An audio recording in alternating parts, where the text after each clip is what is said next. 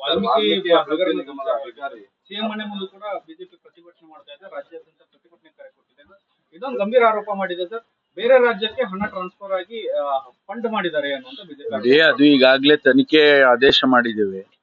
ತನಿಖೆಯಲ್ಲಿ ಎಲ್ಲ ಗೊತ್ತಾಗುತ್ತೆ. ಈಗ ಒಂದು ಅಕೌಂಟ್ ನಿಂದ ಮೇನ್ ಅಕೌಂಟ್ ಇಂದ ಇನ್ನೊಂದು ಬ್ರಾಂಚ್ಗೆ ಟ್ರಾನ್ಸ್ಫರ್ ಮಾಡಿದ್ದಾರೆ ಅಂತ ಹೇಳಿ ಅಲ್ಲಿಂದ ಈ ರೀತಿ 4-5 ಅಕೌಂಟ್ಗೆ ಹೋಗಿದೆ ಅಂತ ಹೇಳ್ತಾ ಇದ್ದಾರೆ.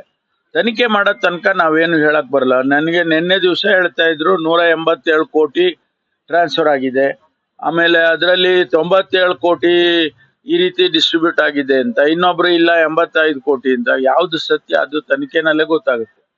ಅಲ್ಲಿವರೆಗೂ ನಾವು ಕಾಯ್ಬೇಕು. ಸಚಿವರು ತೆಲಂಗಾಣ ಆಗ್ಲೇಬೇಕು ಅನ್ನುವಂತ ಒತ್ತಡ ಬರ್ತಾ ಇದೆ.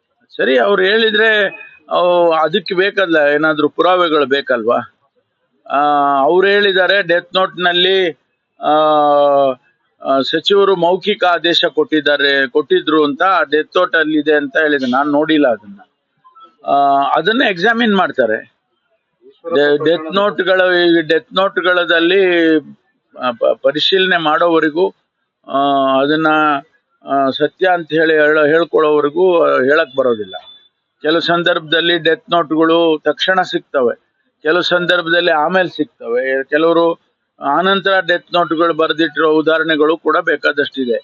ಅದರಿಂದ ಡೆತ್ ನೋಟ್ ಅನ್ನ ಪರಿಶೀಲನೆ ಮಾಡಿ ಅದರಲ್ಲಿ ಯಾವ ರೀತಿ ಸತ್ಯಾಸತ್ಯತೆಗಳಿದೆ ಅನ್ನೋದನ್ನ ತಿಳ್ಕೊಂಡು ಮುಂದುವರಿತಾರೆ. ಈಶ್ವರಪ್ಪ ಅವರ ವಿರುದ್ಧ 2021ರಲ್ಲಿ ಇಂಥದ್ದೇ ಒಂದು ಆರೋಪ ಕೇಳಿಬಂದಿತ್ತು. ಅವತ್ತು ಕಾಂಗ್ರೆಸ್ ಪಕ್ಷ ವಿಪಕ್ಷ ಹೌದು ರಾಜೀನಾಮೆ ಪಡೆಯೋದ್ರಲ್ಲಿ ಇವೆಲ್ಲ ಸಕ್ಸಸ್ ಆಗಿದೆ. ಅಂತದ್ದೇ ಒಂದು ಸ್ಟ್ರಾಟಜಿ ಈಗ ಬಿಜೆಪಿ ಮಾಡ್ತಾ ಇದೆ. ಅವ್ರು ಮಾಡ್ತಾ ಇದ್ದಾರೆ. ನಾನು ನಿನ್ನೆನೂ ಹೇಳಿದ್ದೇನೆ, ಈಶ್ವರಪ್ಪನವ್ರದ್ದು ಇದನ್ನ ಕಂಪೇರ್ ಮಾಡಬೇಡಿ. ಈಶ್ವರಪ್ಪನವ್ರದ್ದು ಅವ್ರದ್ದು ಹೆಸರಿತ್ತು ನೇರವಾಗಿ, ಇಲ್ಲಿ ಆ ತರ ಇಲ್ಲ. ಆದ್ರಿಂದ ತನಿಖೆನಲ್ಲಿ ಆ ರೀತಿ ಕಂಡು ಬಂದ್ರೆ ಅದು ಬೇರೆ ವಿಚಾರ ಆಗ್ತದೆ. ಅಲ್ಲಿವರೆಗೂ ಕಾಯ್ಬೇಕಲ್ಲ. ನಾವು ಮಾಡಿದ್ದು ಅಂತೇಳಿ ಅವರು ಮಾಡಿದ್ರು ಅಂತಂದ್ರೆ ಆ ರೀತಿ ಆಗೋದಿಲ್ಲ ಅದು.